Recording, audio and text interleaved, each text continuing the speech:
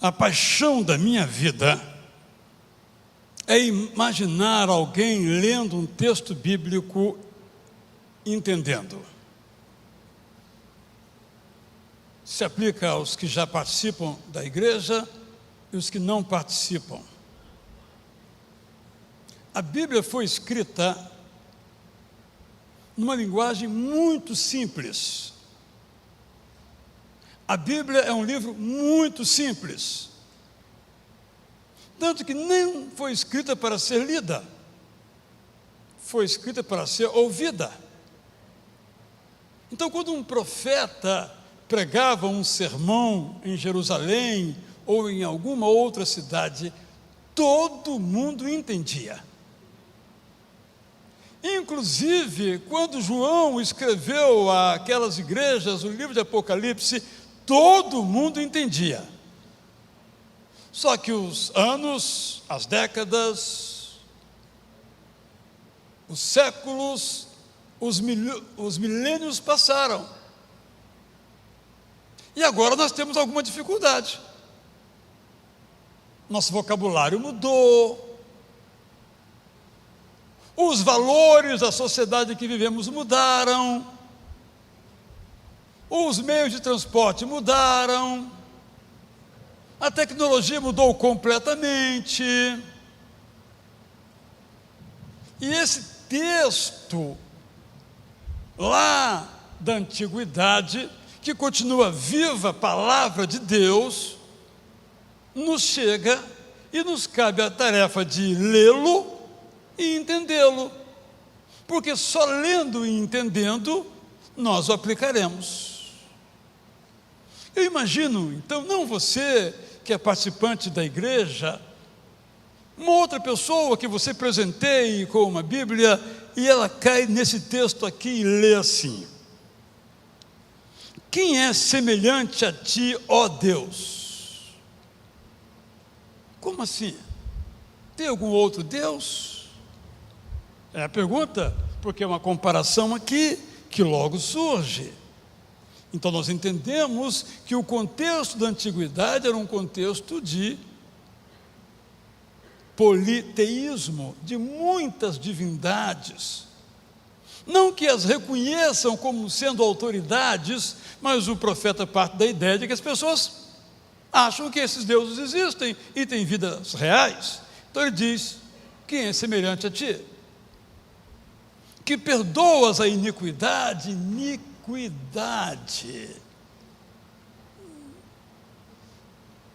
A gente não fala isso com quem entra no nosso carro, né? Com quem te atende no consultório.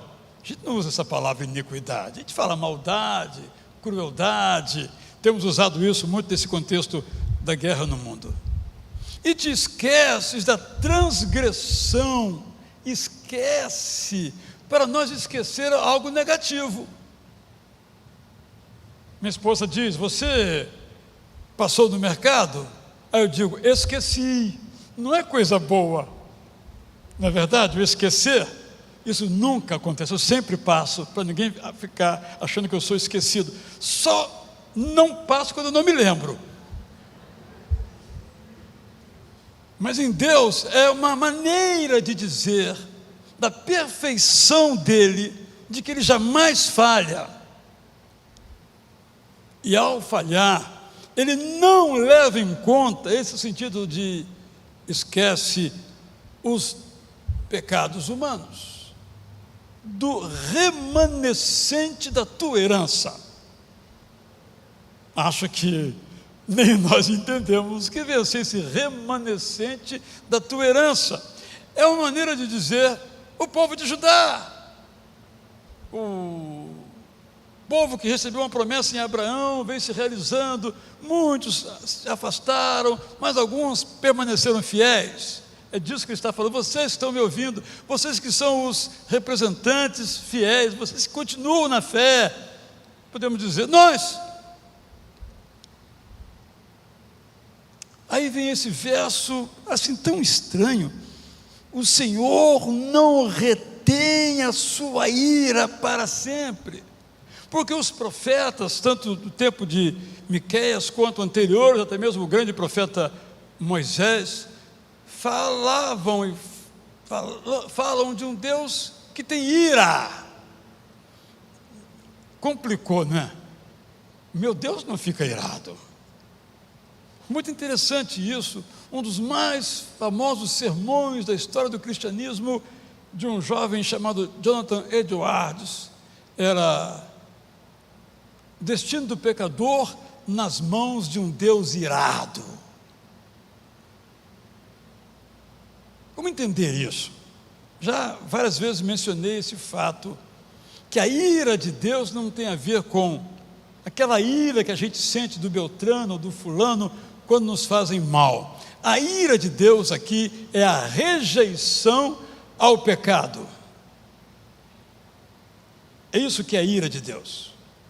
E essa ira de Deus só foi resolvida, só foi solucionada quando Jesus morreu na cruz. E podemos dizer então que a ira de Deus foi dirigida para Jesus, e ali as nossas culpas foram encerradas. É o Evangelho disso que estamos falando.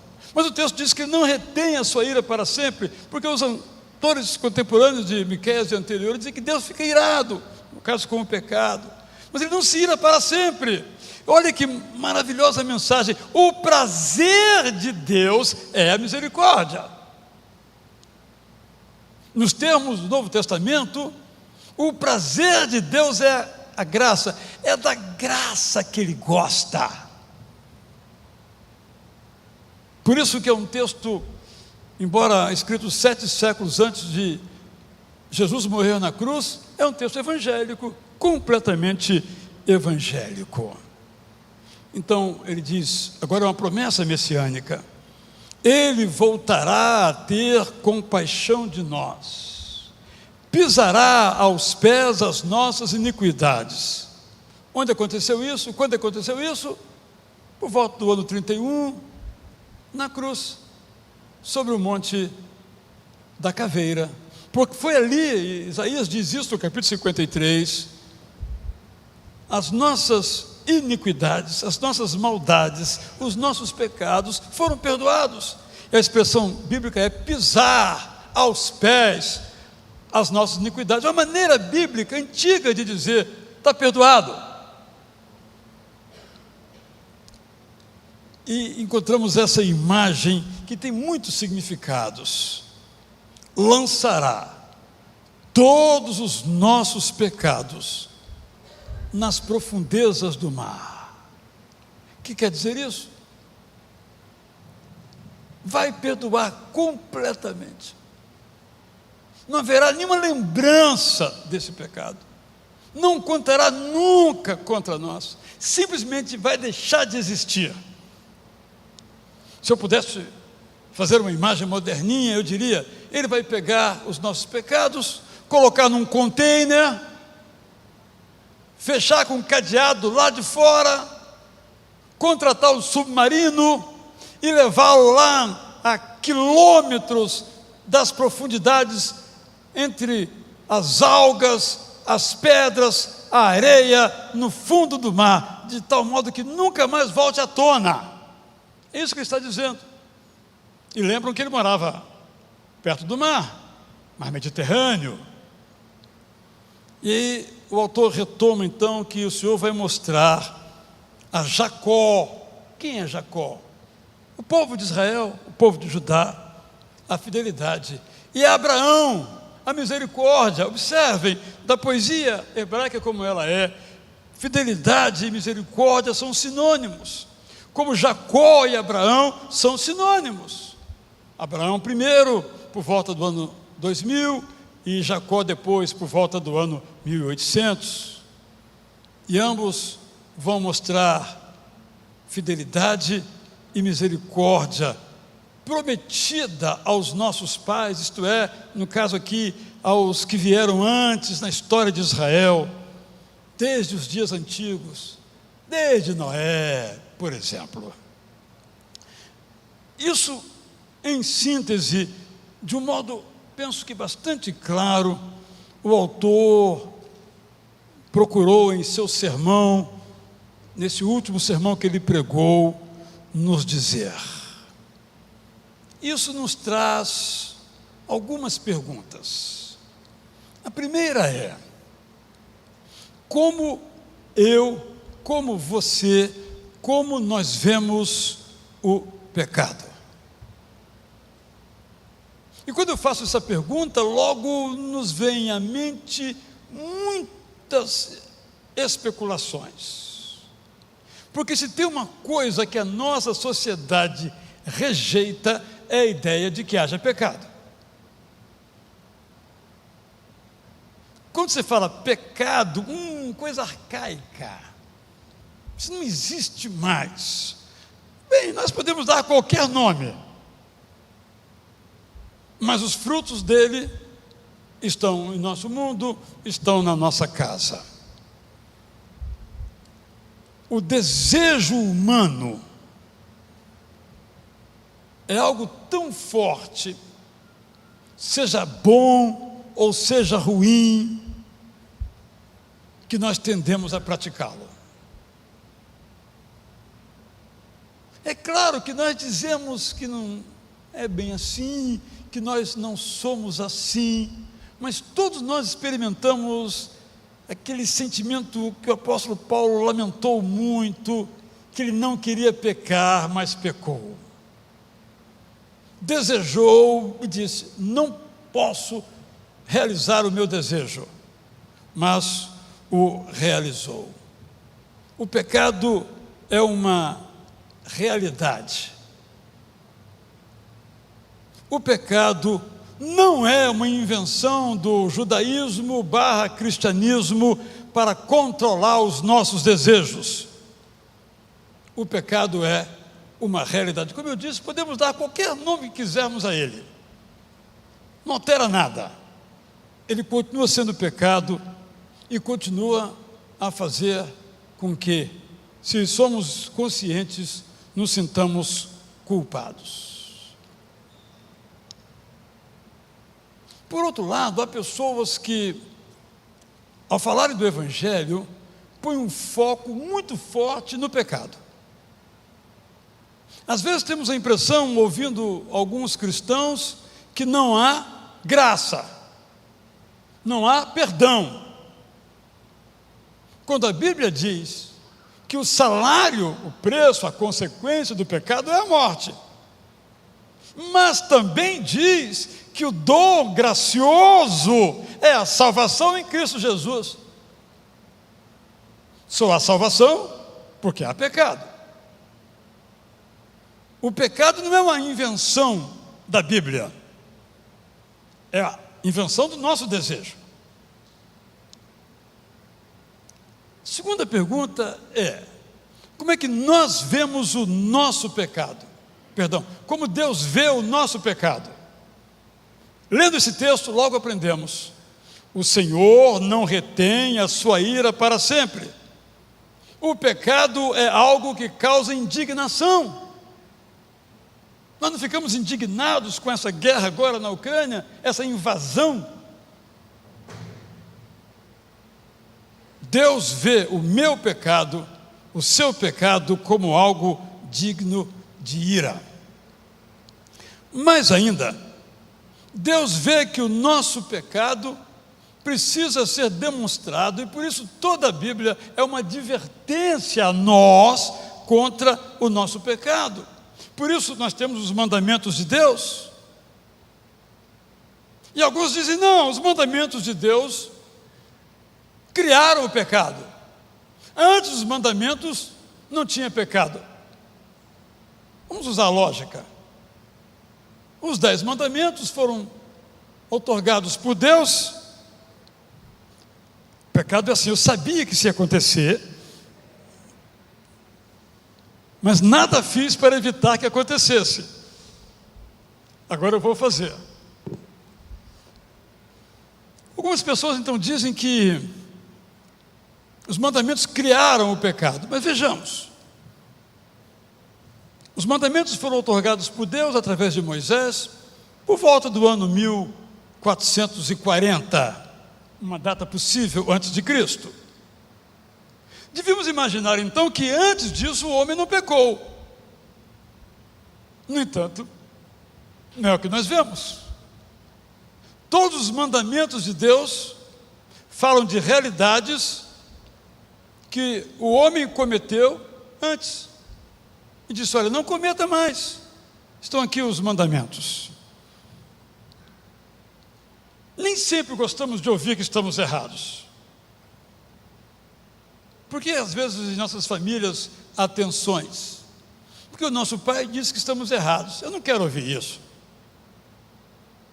Os nossos filhos dizem que estamos errados. Eu não quero ouvir isso.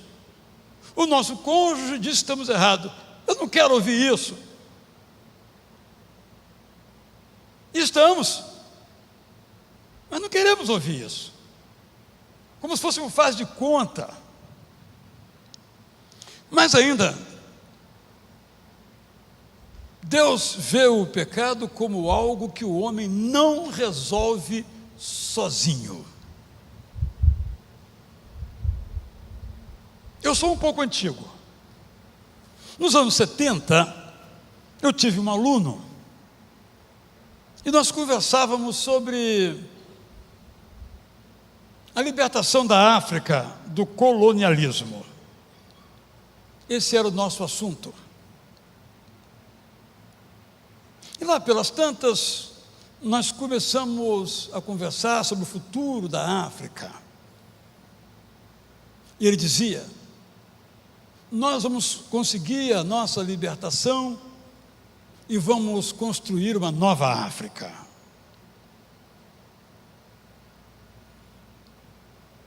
Eu disse: só tem um problema: o pecado, que corrompe os sistemas e impedem que a liberdade dos povos ou das pessoas aconteça. Porque a nossa salvação não está nesse ou naquele sistema, seja qual for. Não é algo que o homem resolva, ou tomando remédio, por exemplo, ou fazendo terapia de qualquer tipo, por exemplo. O pecado só se resolve com o perdão divino, porque o pecado é contra Deus. Isso pode ser resolvido quando Deus entra em ação. Eu não me perdoo a mim mesmo. Uma ocasião, uma pessoa me disse: eu já resolvi esse problema, Israel. Como assim? Eu já me puni e me perdoei. Não é assim.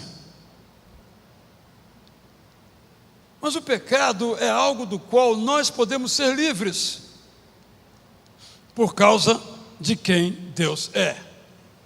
Diz o verso 18b, que Ele tem prazer na misericórdia. Nós, portanto, devemos ver o pecado como Deus o vê, como algo que pode ser perdoado por Deus, mediante a confissão. Eu lido bem, você lida com o pecado, quando eu admito, nós admitimos o pecado, mas temos que dar um passo adiante. Diz: Senhor, eu confesso, me ajuda para que eu não peque mais. É a nossa única chance. Mas ainda, a mensagem evangélica de Miqueias é que nós podemos ser perdoados completamente. Essa é a ênfase dele. Porque se o Alcides me ofender, ele vem a mim e diz: Israel, me perdoa. Eu perdoo.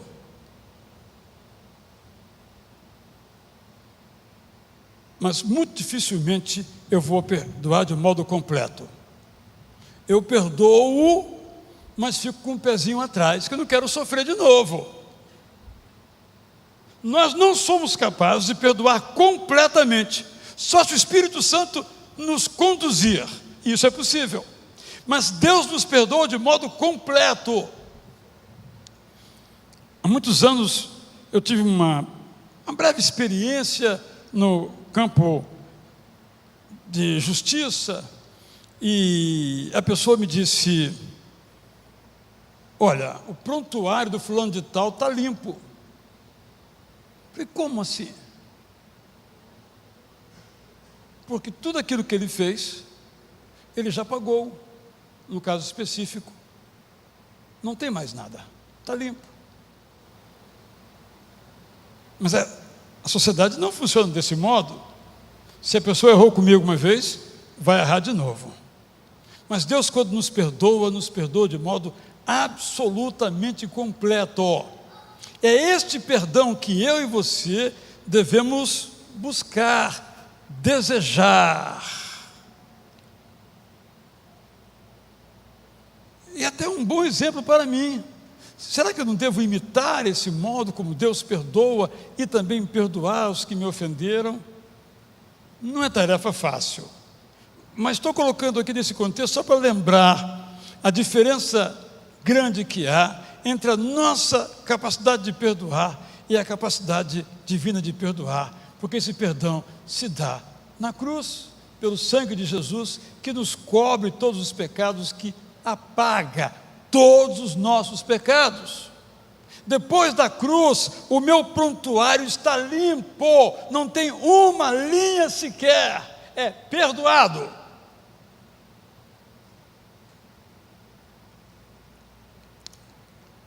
Todo esse sermão do profeta Miqueias é para nos dizer isto. Eu, por último, quero dizer que uma vez perdoados por Deus, nós não precisamos mais ficar perturbados, porque os nossos pecados são amarrados, jogados, lançados, afixados, presos no fundo do mar. Como eu disse, se eu errei com algum irmão aqui, o irmão me perdoou, você não pode me perdoar como Deus me perdoa. Se porventura eu perdoei você de alguma ofensa que tenha você cometido contra mim, eu não posso perdoar como Deus perdoa. Mas eu devo buscar isso. Mas, sobretudo, o que esse texto nos diz é que nós não devemos mais ficar perturbados. Imaginem vocês o apóstolo Paulo, depois de ter sido um perseguidor, agora se converte a Jesus e se torna um seguidor de Jesus e não mais um perseguidor dele e dos seus seguidores. Se a mente dele estivesse povoada das pedras que pegou para lançar contra os cristãos. É um fato real, isso aconteceu, mas ele foi perdoado. Por que eu digo isso? Eu digo isso porque há muitos cristãos que foram perdoados, mas não se sentem perdoados. Por isso, esse verso poético deve estar sempre diante de nós. Sim, eu pequei, mas Deus não lembra mais desse meu pecado. Por que eu vou me lembrar? Ele se esqueceu completamente a imagem que o profeta poeta usa. Só a graça de Deus perdoa assim. Se de um lado devemos imitar esta graça, de outro lado devemos, se eu posso usar a palavra, nos agarrar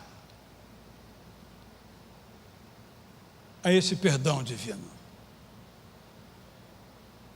para que nós vivamos de modo pleno, sem culpa, que já foi apagada, sem olhar para a lista de pecados que nós cometemos, porque no coração de Deus, no arquivo de Deus, no registro de Deus, na biblioteca de Deus, essa lista não existe mais. Essa liberdade que a cruz nos dá é uma maravilha que nem sempre todos nós trazemos para dentro de nossas vidas.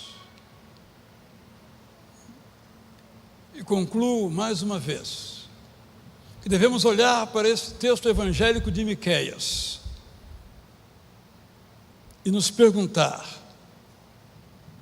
se já confessamos os nossos pecados, já fomos perdoados, e se já temos buscado viver com os nossos próximos na mesma perspectiva da graça que através de Jesus nos alcançou e sobre a qual séculos antes o profeta Miqueias descreveu. Porque a Bíblia toda é o livro de Deus para a vida de cada um de nós.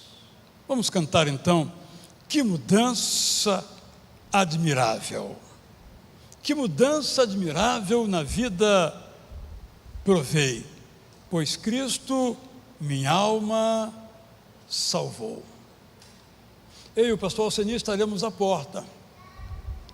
E se porventura você, tendo ouvido a mensagem evangélica do profeta Miqueias, e decide então se relacionar com o Deus que perdoa, confessando a Ele os seus pecados, para uma vida plena, leve, cheia de graça, estaremos lá para orientar você.